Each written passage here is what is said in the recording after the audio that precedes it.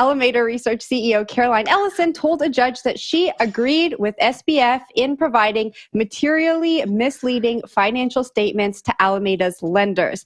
This is the opposite of what Sam Bankman-Fried had been saying in his PR tour before he was arrested and then extradited to the U.S.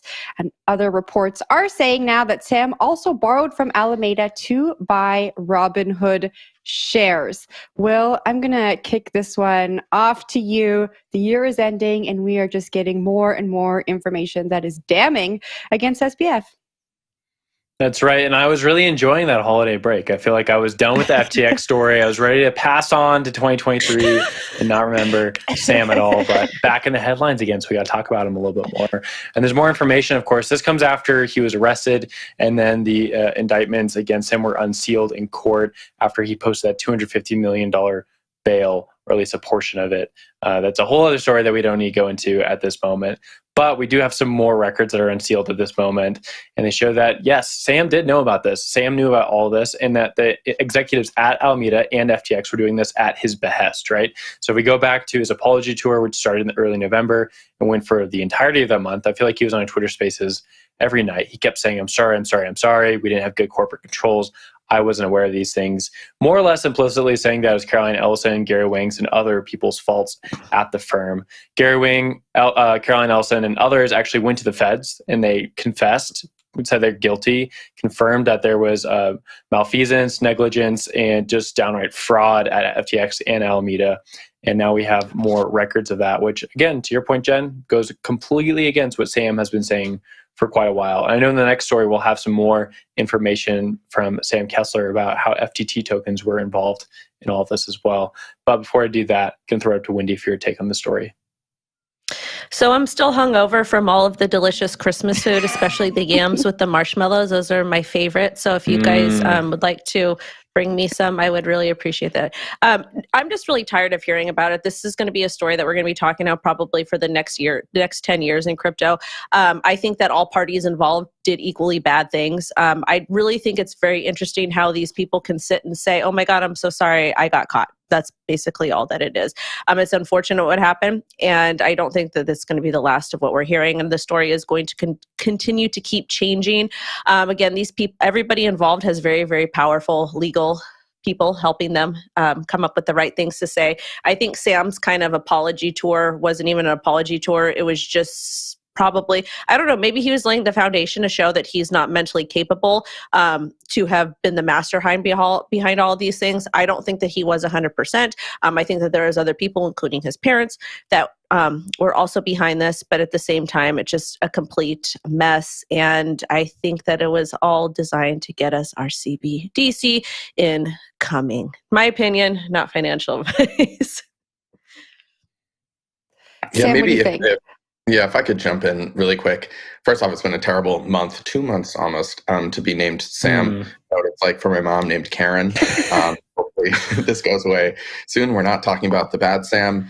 But anyway, I think the apology tour thing is interesting because I don't think it's going to be over. Like, I don't know why we're talking about this like it's something that happened before. I don't know why we have any expectation that he shuts up now that he's at home. We are going, I'm almost certain that we're going to see him say something publicly. He's going to go on a Twitter space. He's going to tweet something cryptic. He's at home. He's able to do those things. I don't think it's a good idea for him. It might go against certain terms, but he can actually speak. And there's, been some things that I've seen behind the scenes where he's started speaking out. And I think that it is incumbent upon journalists moving forward to frame or ask questions or maybe not engage in the way that they did in the run up to all of this. Because one of the weird, things that I noticed during this apology tour is there were a lot of people speaking at him or, wanting him to apologize, wanting to get that thing like we just saw from Caroline Ellison that we just mentioned, where she's like, I knew it was wrong.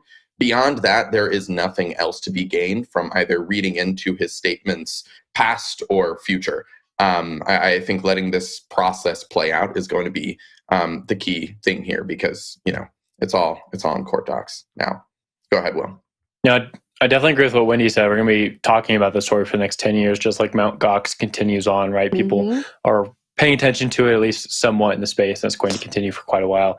Let's turn over to the FTT news as well, though, that we should definitely bring up, and that is that Sam Bankman-Fried was using the FTT token, which is FTX's native token for its platform, in order to purchase different assets, including Robinhood shares and Blockfolio. So two different large purchases that were actually headline worthy for FTX. And they showed a lot of strength in FTX's balance sheet when these purchases were made. But they're made in the native token of FTX itself, FTT, which, since it trades on secondary exchanges and was vaguely tied to the revenue projections for FTX, had a value and people were willing to accept it. I think Blockfolio accepted about 90% or more of the deal in FTT tokens. This is back in 2020, and it really was a big movement, or moment, I should say, for FTX at the time, because it showed they had some strength in order to buy a very common wallet provider for a lot of crypto users, and they got a lot of those customers. And then for the Robinhood shares, they were able to use those FTT tokens, take a loan out, and then purchase up those Robinhood shares and put it into Emerging Capital, which I believe is some sort of shell organization that Sam Bankman-Fried and FTX was using to facilitate purchasing of different assets and holding of them. What does this all mean? Well, we're going to turn to Jen for that, but I think on the base layer, we know that FTT token was, at the very least, a fraudulent vehicle in order to purchase more assets from basically from customers of FTX. Jen, to you, though. Yeah, I don't know if I could tell anyone what all of this means, because we're just getting more and more information like by the day, and it is becoming very intertwined. But I remember last week, Will, we said on this show that like those Robinhood shares are the only real thing left. And now we find out that the Robinhood shares have been tied up in all of this drama with the FTT token. And I just want to mention that in that transcript we mentioned at the beginning of the story, Caroline Ellison said she knew that they were publishing fraudulent information in quarterly reports that laddered up to the value of the FTT token being propped up. And so this is just a complete mess. But I think we've uncovered every corner of the story. I think we've talked about every single asset that's been involved in the FTX drama. So I have a good feeling about the rest of 2022 being a little more calm. Wendy? I would just have a simple question. Why is Sam T not being featured in any of these mainstream media outlets? Like where is his involvement? Where is his accountability? I think Caroline Ellison was only the CEO of Alameda for like since August 24th or around that time.